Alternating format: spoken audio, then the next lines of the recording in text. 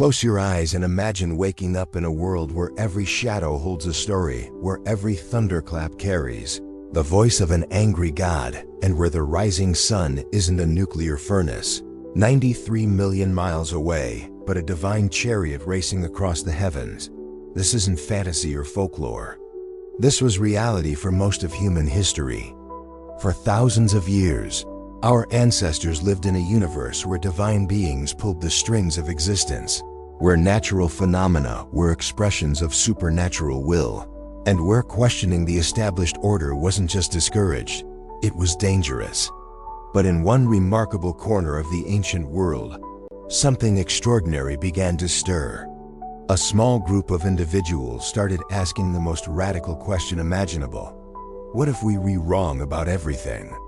What if the gods aren't responsible for the natural world? What if we could understand reality through reason rather than mythology? These weren't just idle thoughts from armchair philosophers. These were revolutionary ideas that would fundamentally reshape how humans think about existence itself. The story I want to share with you today isn't just about ancient history. It's about the birth of critical thinking, the emergence of scientific reasoning, and the courage it takes to challenge everything society tells you is true. It is about how a handful of rebels in ancient Greece lit a spark that would eventually become the flame of modern civilization. Their names might not be as familiar as Socrates or Aristotle, but without them, those philosophical giants would never have existed. Picture the ancient Greek city of Miletus around the 6th century before the Common Era. The air carries the salt of the nearby Aegean Sea, mixed with the aromas of foreign spices from trading ships that dock here regularly. This isn't just any port city. Miletus sits at the crossroads of civilizations, where Greek culture meets Egyptian wisdom, where Eastern mysticism encounters Western pragmatism, and where the familiar comfort of tradition collides with the unsettling questions of curious minds. The city buzzes with activity that would seem both familiar and alien to modern eyes. Merchants haggle in multiple languages while craftsmen shape pottery and metalwork with techniques passed down through generations. But what makes Miletus truly special isn't its commerce or its strategic location. It's the intellectual ferment brewing in the minds of its most thoughtful inhabitants. Here, for the first time in recorded history, human beings begin to systematically question the mythological explanations that had satisfied their ancestors for millennia. To understand the magnitude of what happened in Miletus, we need to step inside the worldview these early thinkers inherited. Imagine living in a universe where every natural phenomenon requires a supernatural explanation. When storms rage across the sea, it's not because of atmospheric pressure changes or temperature differentials. It's because Poseidon, the temperamental god of the oceans, has been offended by something you or your community has done. When crops fail, it's not due to soil conditions or weather patterns. It's divine punishment for moral transgressions. This mythological worldview wasn't primitive ignorance. It was a sophisticated system of meaning-making that provided psychological comfort in an uncertain world. When faced with the terrifying unpredictability of natural disasters, disease, and death, human beings naturally seek explanations that make sense of their suffering. The Greek pantheon, with its complex family dynamics and human-like personalities, offered a framework for understanding why bad things happen to good people. If Zeus was angry, you could try to appease him. If Athena was pleased, you might receive her protection. The gods were capricious, but they were comprehensible in human terms. The religious practices surrounding these beliefs weren't mere superstition either. They served crucial social functions, binding communities together through shared rituals and providing individuals with a sense of agency in an otherwise chaotic world. When you sacrifice a goat to ensure a good harvest, you're not just feeding mythical beings. You're participating in a communal act that reinforces social bonds and gives you the psychological comfort of having done something concrete to improve your circumstances. Yet within this deeply religious society, something remarkable was beginning to emerge. A few individuals started to feel deeply unsatisfied with mythological explanations. They looked at the natural world with fresh eyes and began to wonder whether there might be patterns and principles that could be understood without reference to divine intervention. These weren't atheists in the modern sense. They weren't necessarily rejecting the existence of gods altogether, but they were proposing something almost as radical: that the natural world operates according to discoverable laws that human reason can comprehend. The courage required for this intellectual leap cannot be overstated. These thinkers were proposing to abandon explanations that had satisfied humans for countless generations. They were suggesting that their ancestors, their parents, their teachers, and their entire community might be fundamentally mistaken about the nature of reality. This wasn't just intellectual rebellion. It was a form of cognitive revolution that required extraordinary personal courage and intellectual honesty. The first of these revolutionary thinkers was a man named Thales, who lived in Miletus around 600 BC. Thales represents one of the most significant turning points in human intellectual history, though his actual theories might seem almost comically primitive to modern minds. Thales proposed that everything in the universe ultimately derives from water. Every rock, every tree, every animal, and every human being is essentially water in different forms. Now, before you dismiss this as ancient nonsense, consider what Thales was actually doing. He was proposing that the incredible diversity of the natural world could be explained by reference to a single, natural principle rather than a pantheon of competing gods. He was suggesting that beneath the apparent chaos and complexity of phenomena, there might be underlying unity and order that human minds could grasp. He was making the revolutionary claim that natural effects have natural causes. Thales wasn't just theorizing in abstract terms either. He was a practical man who reportedly predicted a solar eclipse and used his understanding of natural patterns to make a fortune cornering the olive oil market.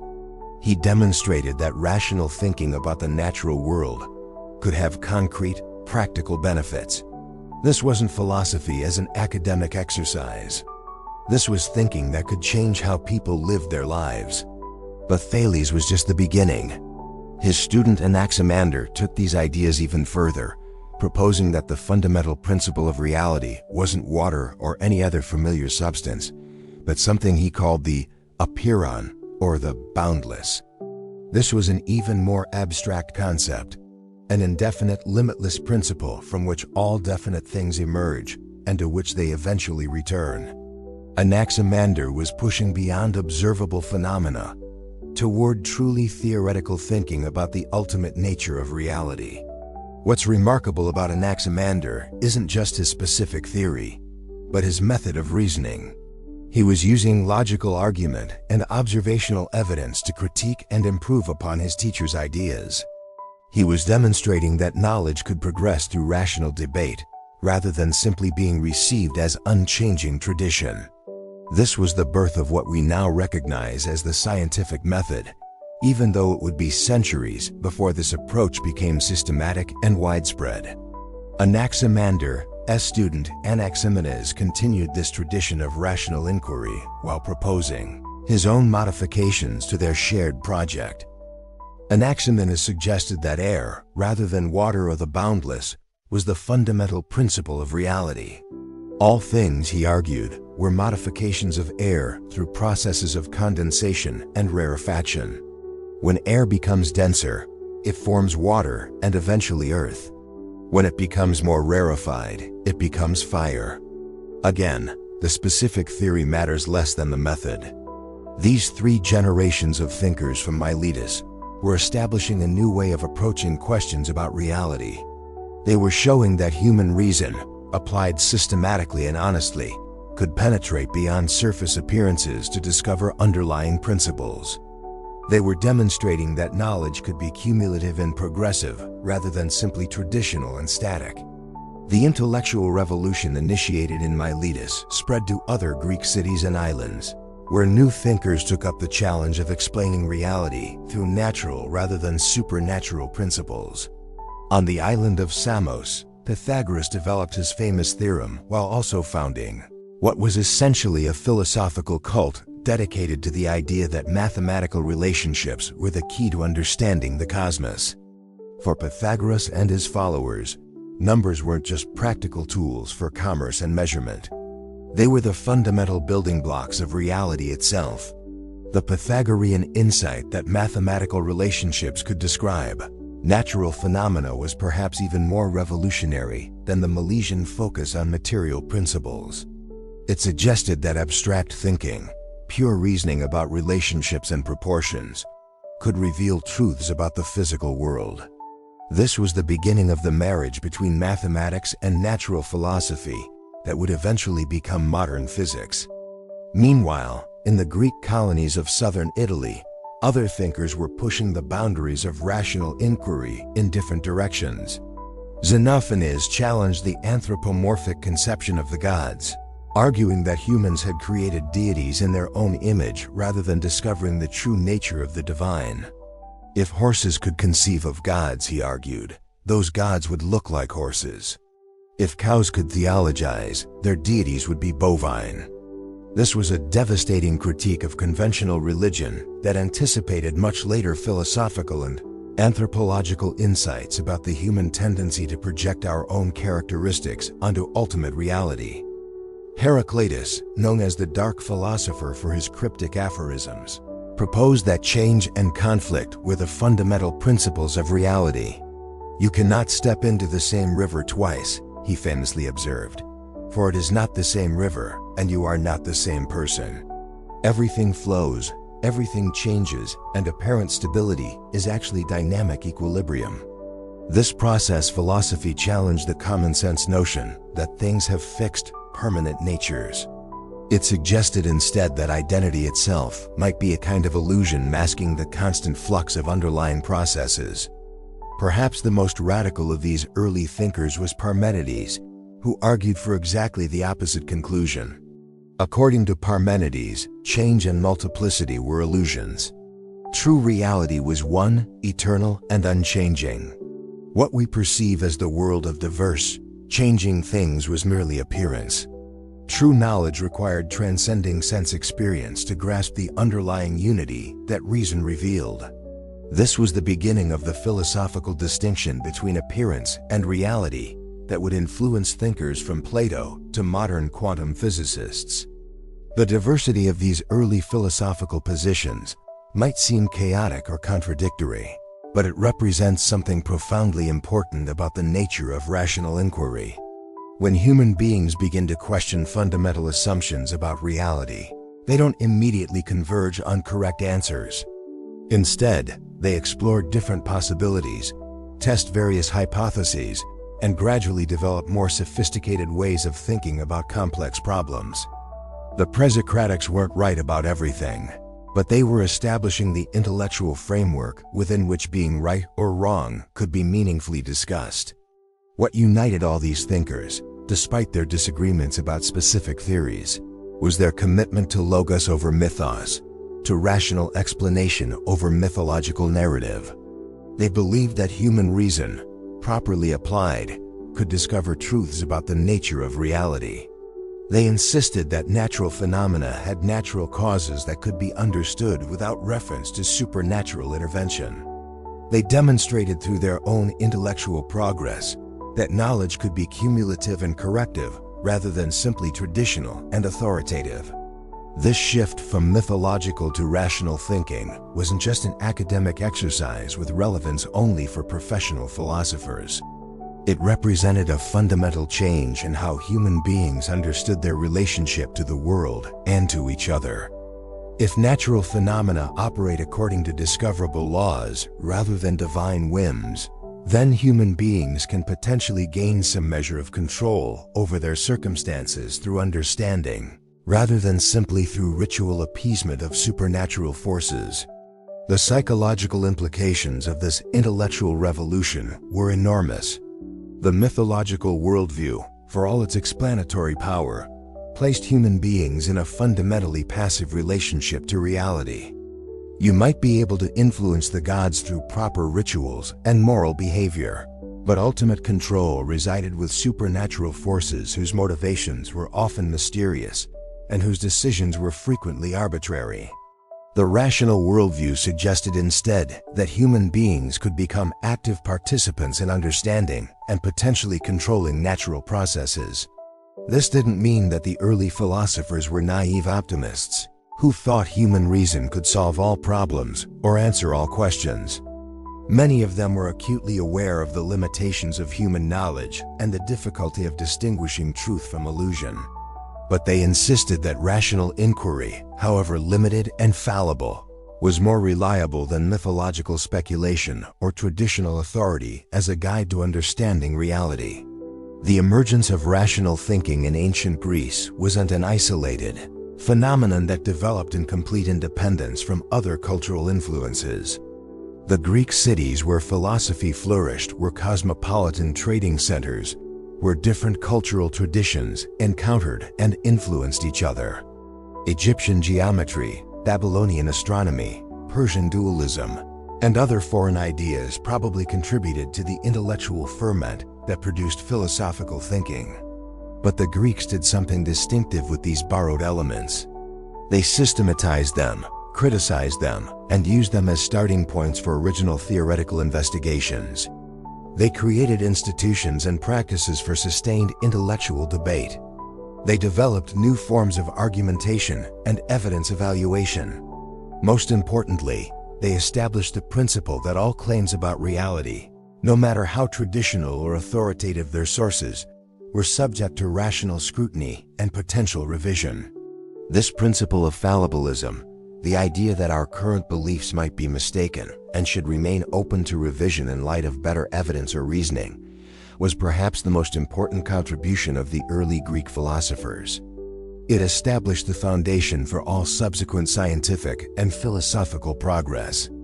Without the recognition that even our most cherished beliefs might be wrong, there can be no systematic method for improving our understanding of the world.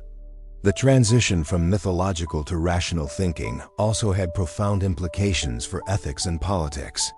If human beings are capable of discovering truths about reality through reason, then perhaps they are also capable of discovering truths about how they ought to live and how societies ought to be organized.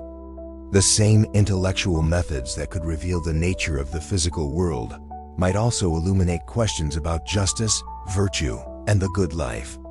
This connection between natural philosophy and ethics wasn't immediately obvious to the earliest thinkers, but it would become central to later philosophical development. The Socratic assumption that virtue is a form of knowledge, and therefore teachable through rational inquiry, depended on the prior establishment of reason as a reliable method for discovering truth. The entire project of moral philosophy, from Aristotle's systematic ethics to modern discussions of human rights, rests on foundations laid by the pre-Socratic philosophers. The political implications were equally significant. If traditional authorities derive their legitimacy from divine sanction or ancestral wisdom, then rational criticism of those authorities becomes a form of impiety or treason. But if human reason can discover truths that transcend traditional beliefs, then political arrangements become subject to rational evaluation and potential reform. The connection between philosophical thinking and democratic politics in ancient Athens was not accidental. Of course, the transition from mythological to rational thinking was neither immediate nor complete. Most people in ancient Greece continued to believe in the gods and participate in traditional religious practices, long after philosophers had begun proposing natural explanations for phenomena previously attributed to supernatural causes.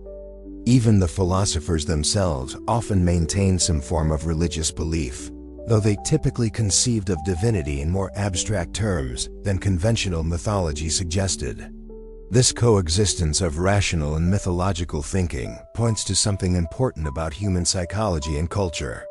People don't abandon meaningful belief systems simply because intellectuals propose alternative theories. Mythological worldviews serve psychological and social functions that purely rational approaches may not adequately replace. The emotional comfort of believing that powerful supernatural beings care about human welfare, the social cohesion provided by shared rituals and stories, and the existential meaning derived from seeing oneself as part of a cosmic drama involving gods and heroes are not easily replaced by abstract theories about natural principles. The genius of the early Greek philosophers wasn't that they immediately convinced everyone to abandon traditional beliefs. It was that they established an alternative approach to understanding reality that could coexist with, complement, and gradually influence more conventional ways of thinking. They created intellectual tools and methods that proved so powerful and useful that they eventually transformed not just philosophy and science, but the entire fabric of human civilization. The legacy of the Pre-Socratic philosophers extends far beyond their specific theories about water, air, numbers, or eternal being. Their most important contribution was the establishment of critical thinking as a systematic method for investigating reality. They showed that human beings could question fundamental assumptions, propose alternative explanations, test theories against evidence, and gradually build more adequate understandings of the world through collaborative rational inquiry. This method of critical thinking has proven to be one of the most powerful tools ever developed by human beings. It underlies not only modern science and technology, but also democratic politics, human rights theory, and countless other achievements of human civilization. Every time we question authority, demand evidence for claims, or seek to improve our understanding through rational debate, we are following in the footsteps of those ancient Greek rebels who first dared to think that reality might be different from what everyone assumed it to be. But perhaps the most profound lesson of the Pre-Socratic philosophers is about the nature of intellectual courage. It takes extraordinary bravery to question beliefs that everyone around you takes for granted. It requires unusual honesty to admit that traditional explanations might be inadequate. It demands remarkable persistence to continue, seeking better understanding even when the search reveals how little we actually know about fundamental questions. The early Greek philosophers demonstrated this kind of intellectual courage in ways that changed the course of human history. They were willing to be wrong if being wrong was the price of seeking truth. They were prepared to be unpopular if popularity required accepting inadequate explanations. They valued understanding over comfort, knowledge over certainty, and progress over tradition. These values are never easily maintained. In every generation, there are pressures to accept conventional wisdom, to avoid difficult questions, and to find comfortable answers rather than accurate ones. The example of the Pre-Socratic philosophers reminds us that intellectual progress requires people who are willing to think independently, question authority, and follow evidence wherever it leads. Today, we face questions just as fundamental as those that challenged the early Greek philosophers. How should we understand consciousness and its relationship to physical processes? What are the ultimate constituents of reality, and how do they interact? How should we organize societies to promote human flourishing while respecting individual autonomy? What responsibilities do we have to future generations and to other species? How should we respond to the possibility that our current scientific theories, like the mythological explanations they replaced, might turn out to be fundamentally mistaken? These questions require the same kind of intellectual courage that characterized the Pre-Socratic philosophers. We need people who are willing to think beyond conventional assumptions, who can propose new theoretical frameworks, and who can test those frameworks against the best available evidence. We need individuals who can balance intellectual humility with theoretical boldness, who recognize the fallibility of human knowledge while still believing that rational inquiry can improve our understanding of reality. The story of the Pre-Socratic philosophers is ultimately a story about human potential. It demonstrates that ordinary people, given the right circumstances and sufficient courage, can revolutionize how our species understands itself and its place in the universe. The transition from mythological to rational thinking wasn't inevitable. It required specific individuals making specific choices to question what everyone else accepted without reflection. This means that similar transitions are possible in our own time. The ways we currently think about fundamental questions may seem as natural and inevitable to us as mythological explanations seemed to people before the emergence of philosophy. But if the early Greek philosophers teach us anything, it's that human understanding is always provisional, always open to revision, and always capable of improvement through sustained rational inquiry. The rebels of ancient Miletus lit a flame that continues to burn today. Every scientific discovery, every philosophical insight, every expansion of human knowledge builds on foundations they established. Their legacy lives on not in their specific theories, most of which have been superseded, but in their method of thinking and their commitment to following reason wherever it leads. In a world still struggling with the tension between traditional authority and critical inquiry, between comforting myths and uncomfortable truths, the example of the Pre-Socratic philosophers remains as relevant as ever. They remind us that the most important revolutions begin not with violence or political upheaval, but with the simple decision to think differently about fundamental questions. They show us that small groups of dedicated individuals can change the course of human history by having the courage to question what everyone else takes for granted. The next time you find yourself accepting conventional wisdom without examination, or avoiding difficult questions because they challenge comfortable assumptions, remember those ancient Greek rebels who dared to suggest that everything their society believed might be wrong. Remember that the progress of human knowledge depends on individuals who are willing to think independently, question authority, and seek truth even when truth is inconvenient or unsettling. The revolution that began in ancient Miletus is still ongoing. Each generation faces the choice between accepting inherited beliefs uncritically or subjecting them to the test of reason and evidence. The early Greek philosophers showed us which choice leads to genuine understanding and human progress. The question now is whether we have the intellectual courage to follow their example.